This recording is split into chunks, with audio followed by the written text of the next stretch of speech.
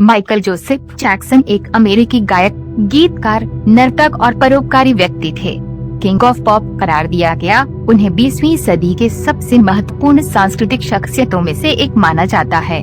Michael Jackson पूरी तरह से माइकल जोसेफ जैक्सन या माइकल जो जैक्सन, शोधकर्ता का नोट देखें। जन्म 29 अगस्त 1958, गैरी, इंडियाना, यूएस। 25 जून 2009, लॉस एंजल्स, कैलिफोर्निया में मृत्यु हो गई। अमेरिकी गायक, गीतकार और नर्तक जो 1980 के दशक की शुरुआत और मध्य में दुनिया का सबसे लोकप्रिय मनोरंजन करता था। रॉक युग के सबसे प्रशंसित संगीत परिवारों में से एक में गैरी, इंडियाना में पले बढ़े माइकल जैक्सन 5 भाइयों में सबसे छोटे और सबसे प्रतिभाशाली थे, जिन्हें उनके पिता जोसेफ ने जैक्सन 5 के नाम से जाने जाने वाले बाल सितारों के एक चमकदार समूह में आकार दिया। माइकल के अलावा जैक्सन 5 के सदस्य जैकी जैक्सन, सिगमंड जैक्सन के नाम से B4 मई 1951, गैरी टिटो जैक्सन, टोरियानो जैक्सन के नाम से B15 अक्टूबर 1953, गैरी जर्मेन जैक्सन थे। B11 दिसंबर 1954, गैरी और मार्लन जैक्सन। B12 मार्च 1957, गैरी। मोटाउन रिकॉर्ड्स के अध्यक्ष बेरी गोडी जूनियर समूह से प्रभावित हुए और 1969 में उन्हें साइन किया। सबसे जोरदार फैशन, सबसे बड़ा प्रोज, सबसे तेज कोरियोग्राफी और एक युवा भावपूर्ण उत्साह, जैक्सन 5 को तत्काल सफलता मिली। उन्होंने 1970 में I want you back, ABC, the love you save और आई विल बी देयर के साथ लगातार 4 नंबर 1 पॉप हिट किए। बेन और रॉकिन रॉबिन के साथ दूसरे नंबर पर पहुंच गया और जैक्सन 5 के साथ डांसिंग मशीन जैसे ट्रेंड सेटिंग डांस ट्रैक का निर्माण किया। मोटाउन के लिए परिवार के हिट का सिलसिला 1975 तक चला।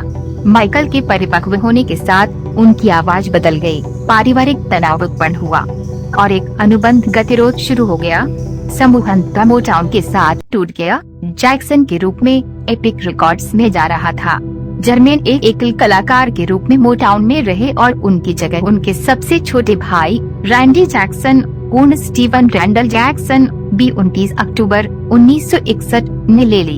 एक रिकॉर्डिंग अधिनियम के रूप में जैक्सन को 1984 में लगातार सफलता मिली और उनकी बहन जेनेट जैक्सन ने 1980 के दशक की शुरुआत में अपने गायन करियर की शुरुआत की। हालांकि माइकल के एकल एल्बमों ने पूरी तरह से अलग स्थिति ले ली। एपिक ऑफ द वॉल 1979 के लिए जैक्सन का पहला एकल प्रयास सभी अपेक्षाओं को पार कर गया और वर्ष का सबसे अधिक बिकने वाला एल्बम था। अंततः इसकी 20 मिलियन से अधिक प्रतियां बिकी। उद्योग के दिग्गज क्विंसी जोन्स द्वारा निर्मित ऑफ द वॉल ने बड़े पैमाने पर अंतर्राष्ट्रीय hit singles don't stop till you get enough और रॉक विद यू का उत्पादन किया, जिसमें दोनों ने माइकल की ऊर्जावान शैली का प्रदर्शन किया और समकालीन डिस्को डांस सनक को बनाया। 3 साल बाद वह जोन्स थ्रिलर, एक टूर डे फोर्स के साथ एक और सहयोग के साथ लौटे, जिसमें अतिथि सितारों की एक सरणी थी और उन्हें दुनिया भर में सुपरस्टारडम तक बढ़ाया। थ्रिलर ने रिकॉर्ड सेटिंग 8 ग्रैमी सहित कई पुरस्कारों पर कब्जा कर लिया। 2 साल से अधिक समय तक चार्ट पर बने रहे और 40 मिलियन से अधिक प्रतियां बेची। लंबे समय तक इतिहास में सबसे अधिक बिकने वाला एल्बम होने का गौरव प्राप्त किया। एल्बम का पहला एकल the girl is mine Paul McCartney के साथ एक सहज युगल गीत 1982 के पतन में ताल और ब्लूज चार्ट पर नंबर 1 और पॉप चार्ट पर नंबर 2 पर चला गया। एकल बिली जीन एक विद्युतीय नृत्य ट्रैक और जैक्सन के ट्रेडमार्क मूनवॉक नृत्य के लिए वाहन पॉप चार्ट में सबसे ऊपर था, जैसा कि बीट इट है, जिसमें प्रसिद्ध गिटार वादक एडी वैन हेलन का एक कर्कश एकल था। इसके अलावा बीट इट ने रेडियो पर काले और सफेद कलाकारों के बीच और टेलीविजन पर संगीत वीडियो के उभरते प्रारूप में कृत्रिम बाधाओं को तोड़ने में मदद की। 1984 तक जैक्सन दुनिया भर में पॉप के राजा के रूप में प्रसिद्ध थे। अपने भाइयों के साथ उनका बहुप्रतीक्षित विक्ट्री रियूनियन दौरा 1984 के सबसे लोकप्रिय संगीत कार्यक्रमों में से एक था। 1985 में जैक्सन और लियोनेल रिची ने बी आर द वर्ल्ड गाया, जो अफ्रीका के लिए, USA के लिए सिग्नेचर सिंगल था, जो अकाल के उद्देश्य से एक ऑल स्टार प्रोजेक्ट था।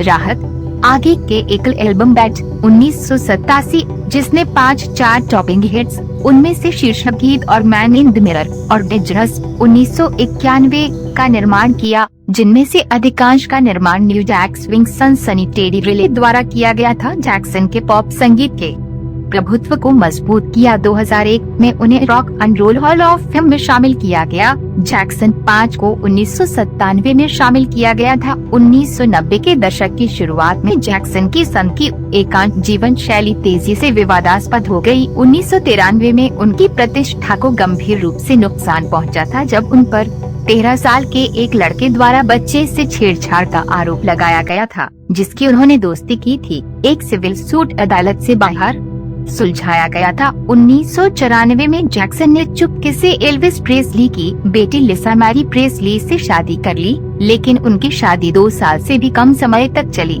इसके तुरंत बाद जैक्सन ने फिर से शादी कर ली। इस शादी से बच्चे पैदा हुए, हालांकि ये भी तलाक में समाप्त हो गया।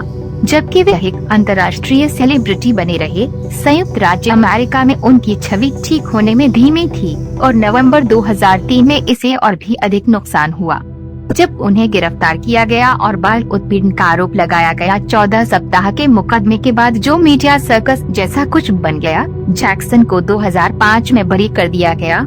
इन घटनाओं के मद्देनजर जैक्सन को एक वित्तीय पतन का सामना करना पड़ा, जिसके परिणाम स्वरूप उसकी कई संपत्तियों की बिक्री हुई, जिसमें अंततः उसका भव्य न्यूलैंड रेंच भी शामिल था।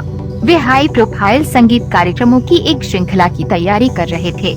उन्हें उम्मीद थी कि जब 25 जून 2009 को अचानक कार्डियक अरेस्ट से उनकी मृत्यु हो गई, तो उनकी वापसी होगी। उनके प्रशंसकों से व्यापक रूप से शोक की लहर उठी, जो उनके जीवन और विरासत के एक स्मारक समारोह में समाप्त हुई। 7 जुलाई को लॉस एंजल्स में स्टेपल्स सेंटर में स्टीवी वंडर, बेरी गोडी जूनियर, ब्रुक शील्ड्स और अल शार्पटन जैसे दोस्तों और दिग्गजों द्वारा श्रद्धांजलि पेश की गई। अगस्त 2009 में कोरोनर ने जैक्सन की मौत को एक हत्या करार दिया। कारण शामक और प्रोपोल एक संवेदनाहारी का घातक संयोजन था। नवंबर 2011 में जैक्सन के निजी चिकित्सक को अनैच्छिक हत्या का दोषी पाया गया था। Documentary film December is it, जो लंदन में जैक्सन की निर्धारित नट कॉन्सर्ट वापसी सगाई के लिए रिहर्सल के दौरान संकलित 100 घंटे से अधिक फुटेज से बनी थी, का प्रीमियर अक्टूबर 2009 में हुआ था। इसके अलावा 2009 में जैक्सन का 14 मिनट का संगीत वीडियो थ्रिलर 1983 जॉन लैंडिस द्वारा निर्देशित कांग्रेस के पुस्तकालय की राष्ट्रीय फिल्म रजिस्ट्री में शामिल किया गया था। इतना सम्मानित होने वाला पहला संगीत वीडियो। बाद के वृत्तचित्रों में लिविंग न्यूलैंड 2019 शामिल है, जो 2 पुरुषों पर केंद्रित है जो आरोप लगाते हैं कि जब वे बच्चे थे तो जैक्सन ने उनका यौन शोषण